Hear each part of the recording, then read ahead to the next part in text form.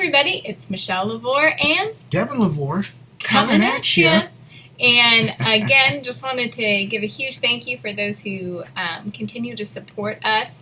And particularly in this coming week, we, if you can support us, we would really appreciate it. And yeah, just so things keep going for us. And again, just a huge thank you for those who have given. And we just so appreciate you. Yeah. And huge. Hugely. And yeah, so if you would like to support us, we do have a PayPal link below, and you can just click that. And I think that's it for the little announcements. Announcement's over. But we wanted to just jump on today. I feel like it's kind of a part 2 from yesterday. Yeah. And so Devin's going to kind of go ahead and share. I will start. So I woke up this morning and, I talked about like the grief that I had yesterday morning and how it was just on my heart, and God just met with me. I had this amazing encounter that ended with this like amazing vision, and it was just really awesome. I know it's a long video, but man, if you need some encouragement, I would suggest watching it because it was super encouraging. The things that God was talking about, resurrection and all that. Super encouraging, right? Super encouraging. And then this morning comes, and I should be like high on the hog, so to speak, right? But I'm not. I feel like, it's not that I feel like, I really did. I got hit with this like, it was almost like a double portion of grief. Mm-hmm. It was unlike anything. It wasn't like a word of knowledge grief. Mm-hmm. It wasn't anything like that. It was just grief. It was like despair. It was like hopelessness. It was like, and at the time I was like, it really didn't make sense, but it was in my heart so much that was like, I was almost, I don't know how to explain it. I was almost like in a place where I didn't even question it. I didn't even try to figure it out. I was just walking through it. Mm-hmm. It was like, I don't know if it was like a valley of the shadow of death kind of moment. You know what I mean? Go from the mountaintop to the demonic valley. I don't know. But again, God was with me. And I'm just like, it was just so heavy. And I just really felt like the Lord was like, because I was up pretty early as well. And I was just sitting in this here chair. And I was just like, Lord, what is going on? I could barely even ask that question. And I just felt like the Lord was like, just go back to sleep. And so I did. I went back to sleep. And then I woke up. And I really, I felt different. Mm-hmm. And then as the day progressed, I just felt like the Lord shared with me this revelation that I wanted to share with you guys. And that is, when you're getting prophesied over and things are popping in your life and God's opening doors and you're going through those doors and it's amazing doors. It's not a door that leads to 3 more doors. Things are happening. It's really good. You're praying prayers and boom, you're seeing things happen. Mm-hmm. You're getting visions of things that are happening. And then those things actually happen right before your eyes. And that was our last week. Last week, it was just like, wow, it was amazing. And we were just, and our faith was just like, whoa, it was amazing, right? Yeah. And so it's easy.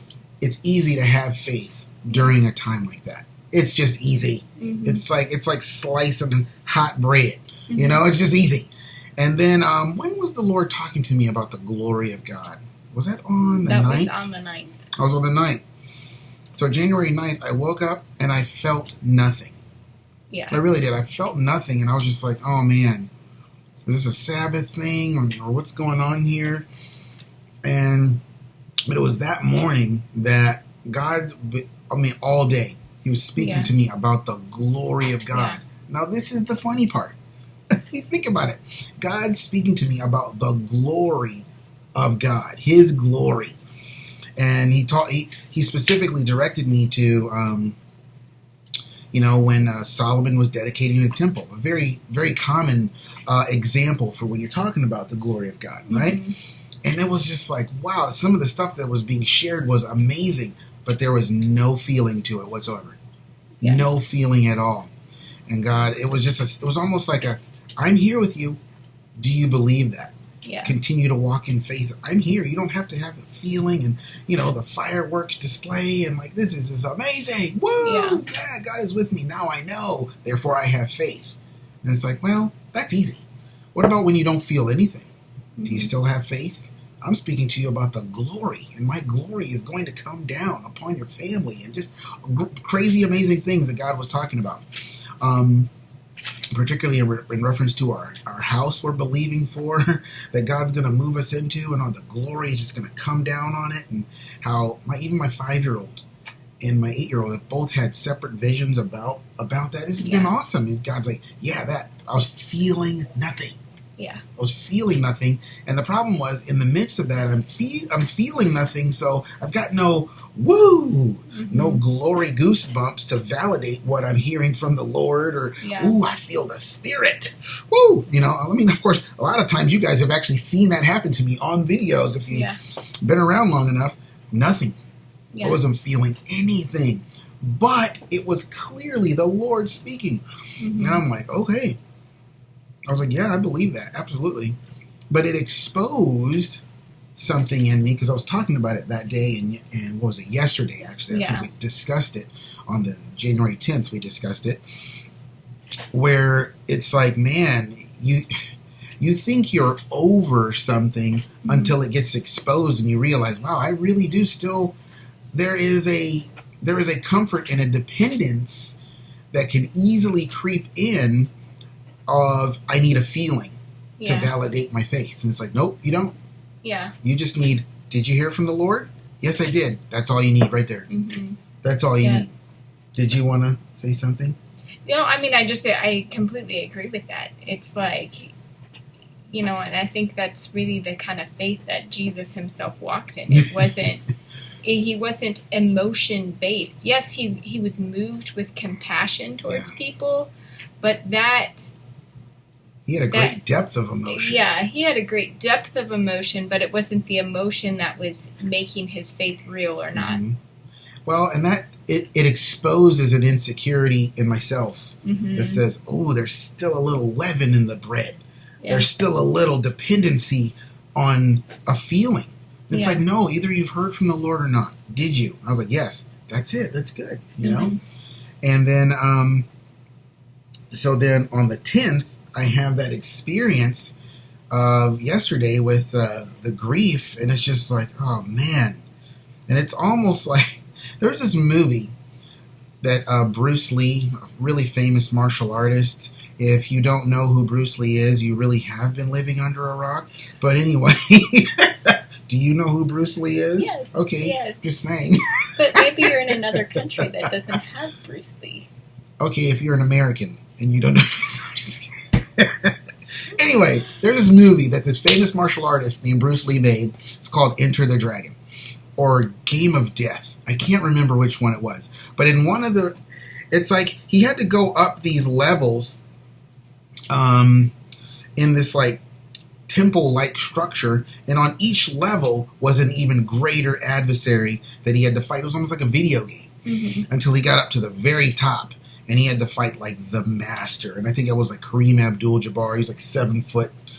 I mean, it was crazy. And that's what it was like. It was like, oh my gosh, I feel like I'm going up another level. Because then yesterday I'm experiencing this great grief. And then I have this major, major encounter with the Lord. And it just, I hate to say this, but it restored my faith. It's like, well, why do you hate to say that? Well, because I kind of lost it. Something has to be restored that was lost. Yeah. If it was never lost, then it didn't need to be restored. I guess it was like, God turned the coals, or stoked the fire, and it whoosh. Oh yes, okay, I believe again. And it's like, well, there's still a feeling there. There's still a need for a feeling there. Okay, I see what I'm going to have to do here. And so I wake up this morning, and oh my gosh, I can't even explain in words. Like, it was like a supernatural experience, but in a negative sense. It was major grief.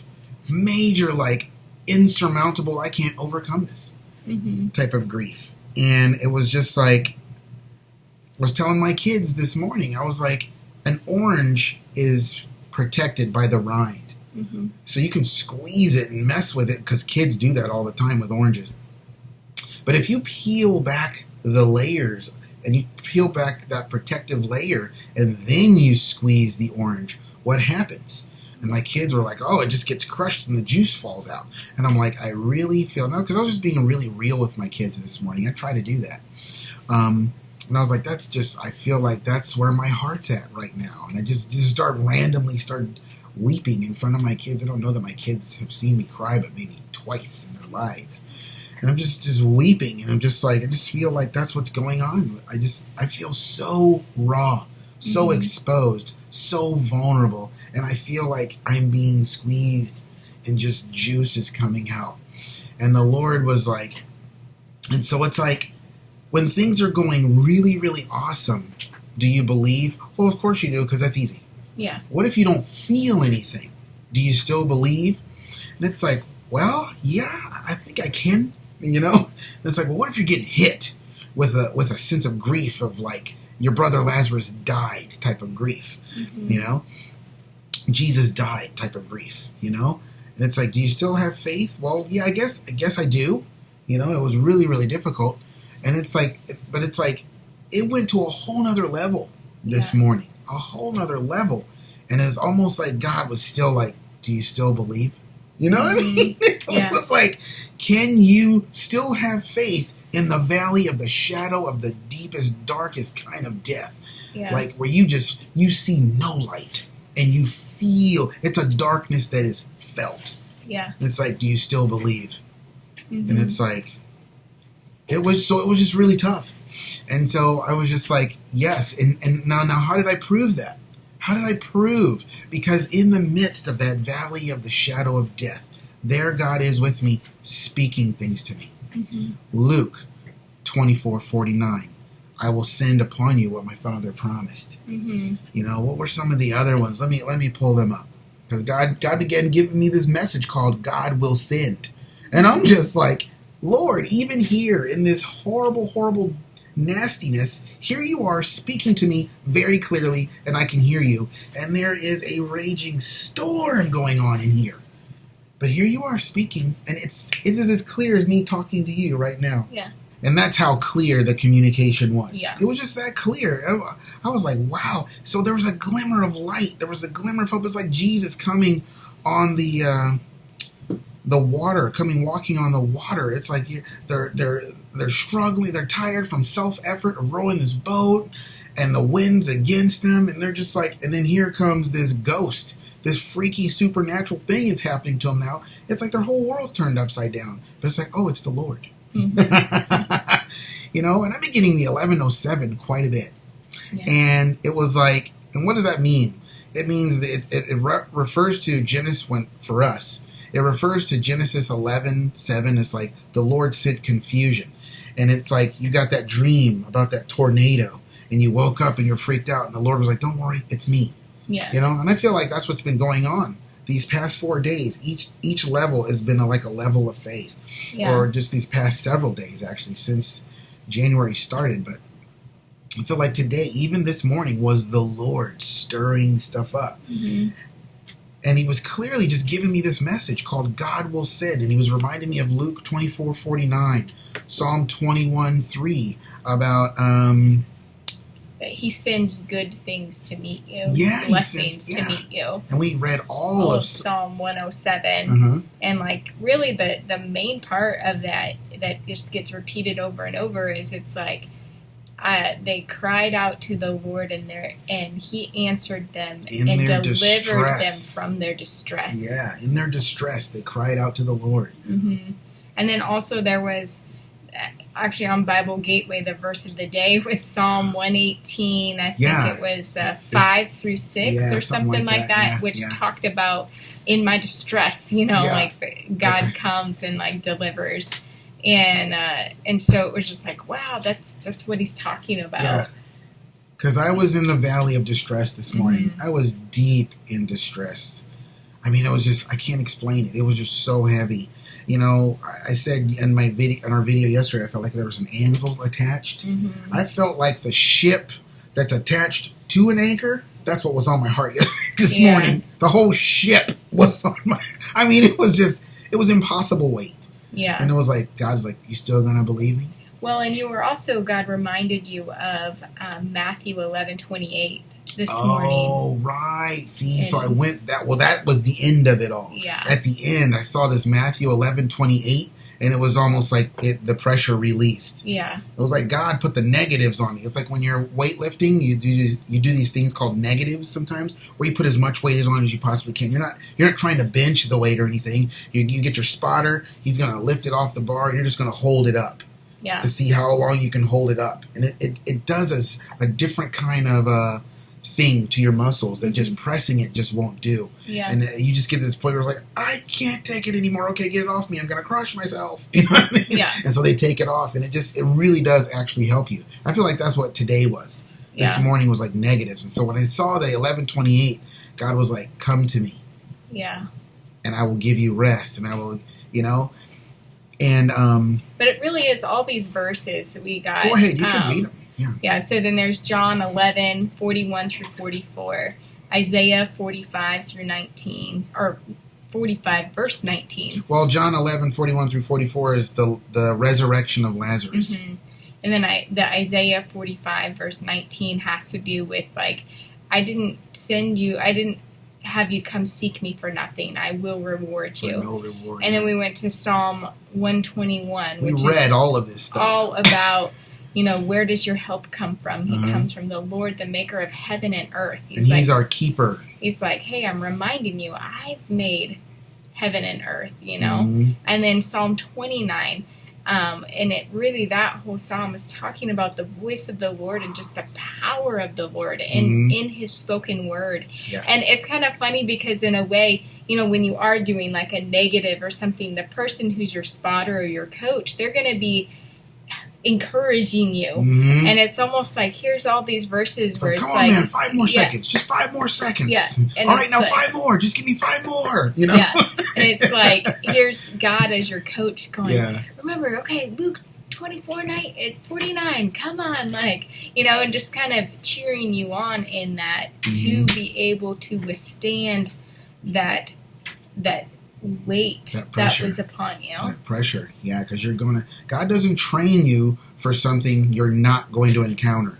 Yeah. You know what I mean? It's like, what's the point of going into the military to do all these training exercises that are going to be meaningless when you go to war? Yeah. It's like, that's what's the point? You know? Exactly.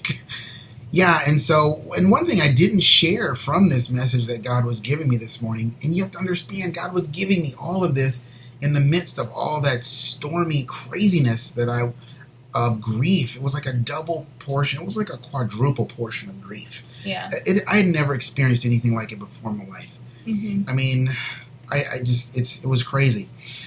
That God's speaking to me all this stuff. I will send, and I'm going to send this, and there's going to be resurrection, and there's going to be a reward, and you're going to get your house, and I'm your keeper, I'm your helper, and the voice of the Lord.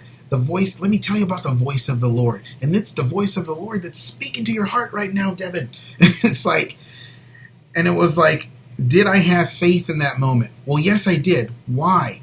What was the proof? Well, the Bible says faith without works is dead. It's not enough to just believe that God exists. This is all in James. It's like even the demons believe that God exists and they're freaked out by it. You know what I mean? Mm-hmm. It's like you have to do something. So what I did is I basically I led my family through this God time of all these scriptures. Yeah. I just knew that I needed to do it. And I have to tell you, every ounce of my being, except for that mustard seed, I just didn't want to do it. Mm-hmm. I wanted to go crawl under a rock somewhere. Yeah. I wanted to just go hide. I just wanted to go hide and sob. That's what I wanted to do. And I just got this word. Now, for those of you who've known me for a while, you'll understand what I'm going to say. But for those of you who are new to our channel, God speaks to me through all kinds of different ways. Yeah. Speaks to us through all kinds of different ways. And one of the ways he does is he speaks to me through movies, because I'm such a movie fanatic. And I got this vision of Lord of the Rings I forget which movie it is, but it's where they basically light these series of towers. Like one person will light a a tower or light this big, huge bonfire on the top of this mountain, and it will signal these people that are like miles away, but they can see it, and it'll signal them, oh, we got to light ours. And then there's these series of beacons being lit that will call Gondor, or call, not Gondor, but it'll call a different kingdom, and that kingdom will recognize the fire. Come on now, someone's got to be picking up on this already. They will recognize the fire, and they'll be like, oh, Gondor needs aid. We got to go help them, you know? And I just felt like the Lord said that. He used that. He reminded me of that, and he's like, we must light the beacons, you know? And I felt like Luke 24:49, whoosh, we lit that beacon. Yeah. Psalm 21:3, whoo, we lit that beacon. You know what I mean? Psalm 107, the whole psalm. Yeah. The whole psalm. We lit that beacon. John 11:41-44. I'm just, you know what I'm saying? It's like, God, you will send. And what I mean by lighting it, we really engaged. We prayed through it. And I tell the kids, like, sometimes kids, you know, sometimes we just have this worship moment where it seems like God time is just worship. Yeah. And then sometimes it's just God time, just prayer and worship, or just prayer. But this is going to be one of those God times where it's just all word. It's just all the word. We're lighting the beacons. I didn't tell them that, but that's what we were doing, essentially. You know? And I mean, we went through all of these things, you know, and we're declaring what those things were saying. That, God, your voice is going to do this, and you're going to speak, and you're going to send, you're going to deliver us, and we were lighting the beacons, you know, and it was like the King of Glory saw it. I know he saw it. So we know he's going to send some help from the sanctuary. Yes. We know we're going to get our house. We know we're going to get our reward. We know there's going to be a resurrection and a full-blown supernatural life with the resurrection power on our promises. We know that in our distress, because I was in my distress. In my distress, I called on the Lord. That's an act of faith. Yeah. You believe, well, I know that God's going to help me, so I'm just going to call on him. And every single time, you read Psalm 107, you'll see it. Every single time they call on the Lord in their distress, he sends the exact answer they're looking for. And that's what we were calling on. And then it is 7:57. Thank you. Psalm 75:7. What does it say? It says, the Lord is judge. He lifts up one and brings down another. Yeah. You know, that's a huge, huge number that's been a part of our journey. And it's funny because that's kind of like what I'm talking about a little bit, but not really. It's kind of a side attachment to what I'm talking about. But yeah, that's what we did this morning. And it was just like, in my distress, I'm calling on the Lord. And then so later on in the day, it was 4:14. And I just was like, I saw it. Now, for me, normally, the number has to hit me several times before I even mention it. I mean, I've been seeing 107. We've been praying for mercy for like 6 or 7 days. I saw 107 probably 5 days ago. And I kept seeing it over and over and over and over and over again. Yeah. And God's like, this is my response to your prayers. Hello, are you going to look at it or not? Yeah. You're going to look at the psalm. You know I'm telling you Psalm 107. Yeah. You know? And so I saw 4:14 today, and right away I just jumped on it because I knew it was the Lord. I was like, I'm not going to wait. I'm like, 4:14, and I feel like it's the page in our Bible, you know, because a lot of times the Lord will do that. Yeah. He will, because he's not trying to, the enemy will play around with you. God's not. Yeah. He really actually wants you to find what the breadcrumbs he's leading to is going to be something really cool. You know, it's not just going to be breadcrumb after breadcrumb. Yeah. And so I just was like, you know, I'm just going to get right on it.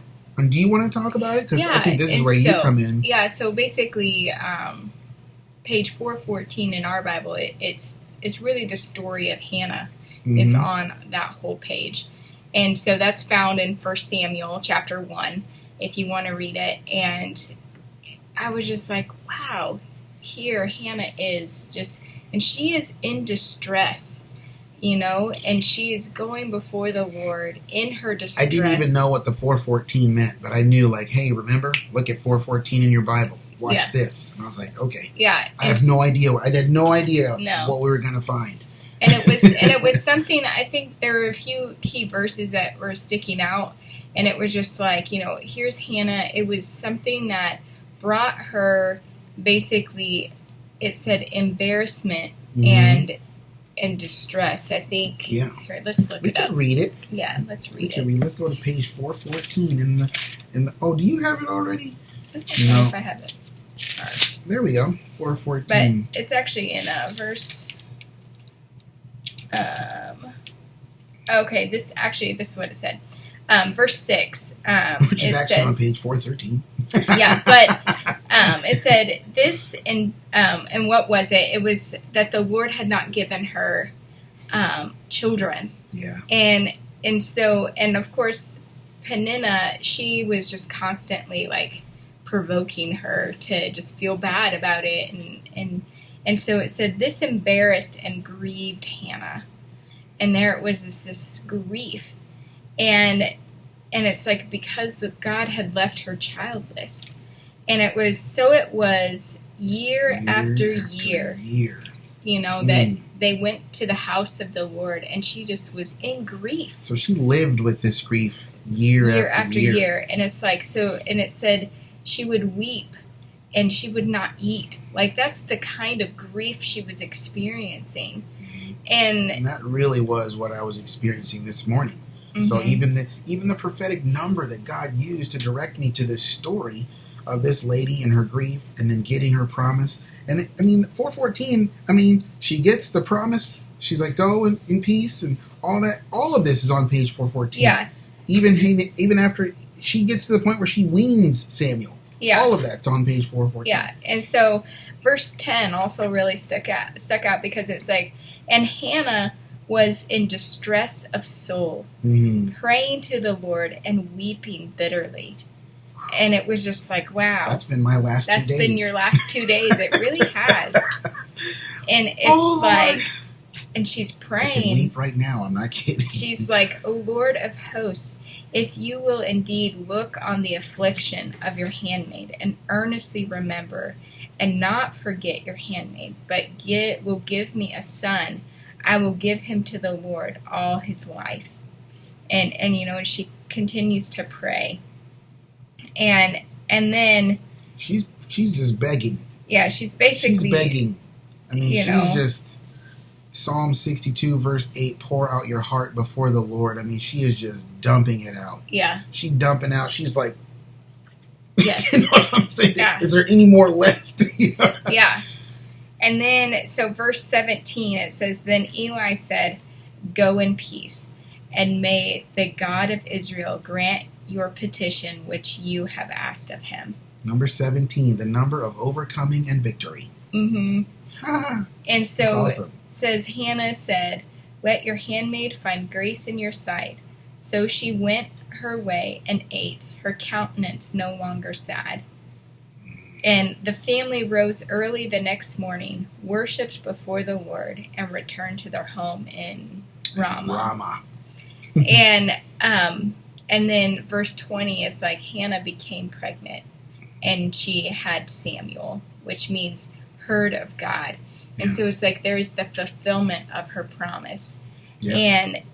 But I think if anything that we were taking away from this, again, like God is just saying, I know your heart. I know right where you're at. Let me even show you that I am filled with compassion for you. And it's like, yes, I understand that.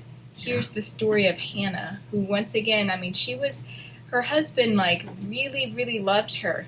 He honored her, He honored her, and he actually, when they would go to make the sacrifice, he would give her a double portion of the meat that they would receive, and still it was just like, here is this.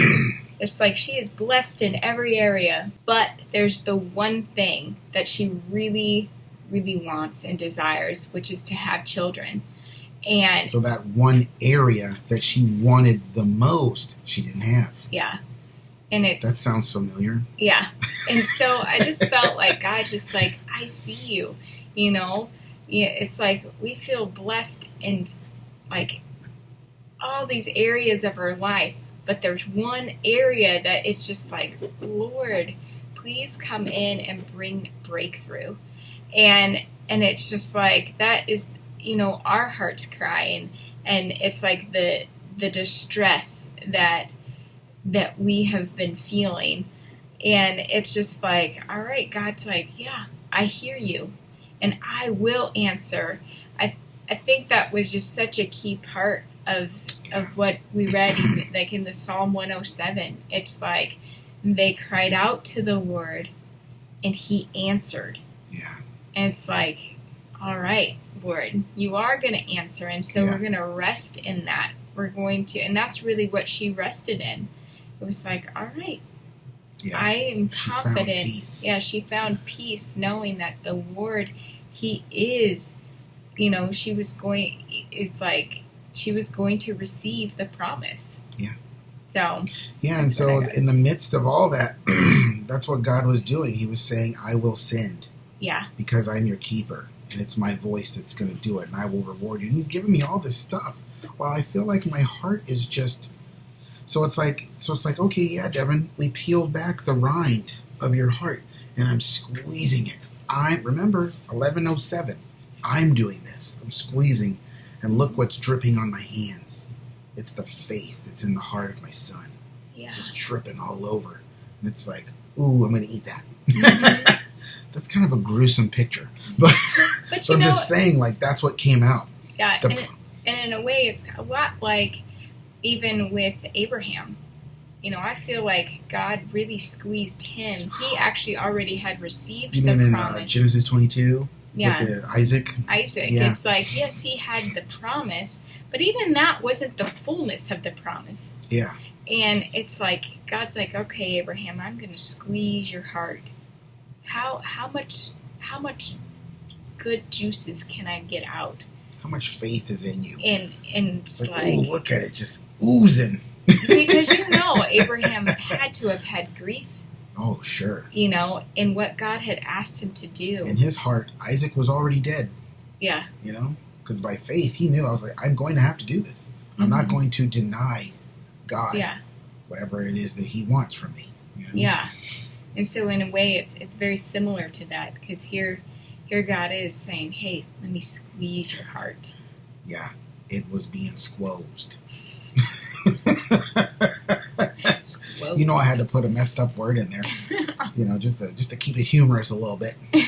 But yeah, so that's kind of been our morning, and then so for me, like getting that 11:28, and God reminding me, Matthew 11:28, come to me, and all that. It's just like, I got you, man. I got you. I was doing this. This was me doing this. That's like the equivalent of Hannah getting that word from Eli saying, go in peace, because God's saying, I'm going to send. Mm-hmm. I will send upon you what my Father promised. And I'm just like, that's awesome. Well, thank you, Lord. And it really did give me a peace. Yeah. So I guess if anything you gather from this is like, what? Michelle, let's sum it up. You're good at that. I'm good at sharing. I'm good at buying the gifts. You can wrap them. True. No, but I just pray that you guys do gather encouragement that, even if your heart is being squeezed like an orange and those juices are coming out, it's like God, He's actually seeing it as a good thing. And He's seeing your faith as you continue to walk forward, as you continue to just believe His word. And it's like God really is there to encourage us, especially when God is doing a thing. He's like, He's going to be bringing the best out of you. Sometimes that is painful, but He's always with you through the process. And He's always like coaching you. And I really think that's what you get. You really got that today, as far as just like, wow, even in that place of great, great distress, God is there. And He's like, here you go. Here's how I'm going to help you to continue to move in faith and continue to walk in the faith that I have for you. Yeah. And just rising up. I really do believe, like, I'm pretty sure you said Lana Vosser said something to the effect of that, God is building our faith, like what He's trying to get out of us more faith. And I definitely agree with that. I feel like this whole new year has been about that. It's been this building of faith, and it comes through. There are times when you are walking through life and it's like, wow, this is amazing. I totally prayed and this happened, and oh my gosh, like God is just speaking, and you're feeling that excitement, and that actually does build your faith. And then there's times when it's like you said, that you don't feel anything, but you know it's the Lord. Yeah. And that builds your faith, because that's building your faith just to rely and hear on His word, and that's it. Yeah. But then there are the times, like you said, with the negatives, where it's like, wow, this is hard, and this is something that, like, God's like, I'm walking you through this, because that is actually going to even strengthen you further than any of those other two things. And it's like, I'm bringing you from one level of faith to the next, because He really wants us to be people of faith. He really wants us to walk the way that Jesus walked, and live in a place where we have the kingdom faith, where we're able to access heaven and in a way that we can truly bring heaven down here on earth. Yeah. And so it's like we have to keep in mind through it all, like, what God is doing. What is He preparing us for? And just that it's like, that is what we're going to need. We need to have believers that are strong, that aren't going to faint, or, I think there's also been words about, like, longevity. God is creating a people that can go, and that they can walk in the kind of faith that God needs to have be on this earth right now. Yeah, because if your heart is for anything other than the Lord Himself, there's a twist there, and you're going to get burned out. Yeah. Because you're constantly looking for God to do a thing for you. And there's nothing wrong with things and desires of our heart. Our heart is made with the fabric of desire. Yeah. God created all things from desire. And then He created us in His image. Yeah. Therefore, we operate off of desire. I'm our 17-month-old. That's all he does. He wakes up, I desire, and then he goes all day desiring. You know what I mean? And if he doesn't get what he desires, he gets mad. If he gets what he desires, oh, I'm happy. Yeah. You know what I mean? It's like he's just a little version of us. Yeah. You know what I'm saying?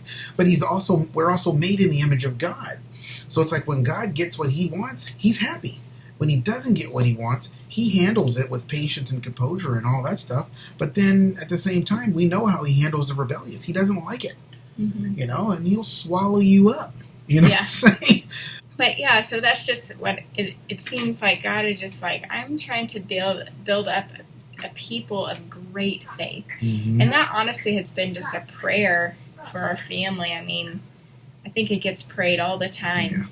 And, it's like, it's so funny. It's like when God answers your prayers, it's always a lot differently. I thought that would be more comfortable. Yeah. And less sacrificial. God's like, I'm doing what you asked me to do. I'm never going to pray for patience again. Yeah. Okay? So there.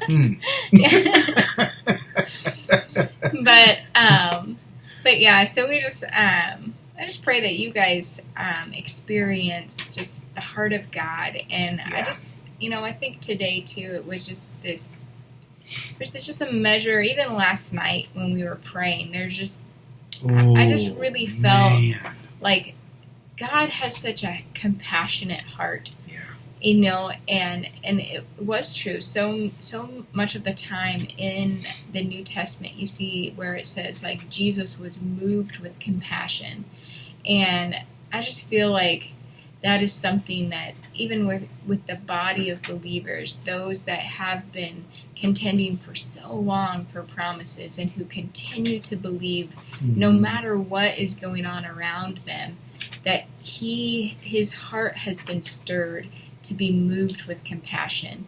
And I believe that he's going to be moving on our behalf because of just that movement of his own heart for the people, for us, for those that continue to press on. And So I just pray that you guys are encouraged by this, and that you just can walk away with just knowing, like, God knows exactly where we're at. He holds us in His hand, and even if things might be hurting for a while, it's like God is doing things for your good, and really to elevate you and bring you to a higher level. Yeah. So I guess this is what happens before you transition into the garden. I guess so. Because I was like, Lord, this is going to go into our garden story. This doesn't feel very gardeny.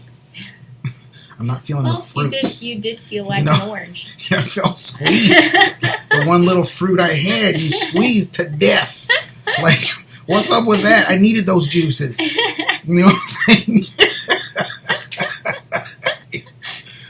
But anyway, we love you guys. Yeah, and again, if you would like to support us, we do have the PayPal link below. It would be awesome. And it would just be awesome. Yeah.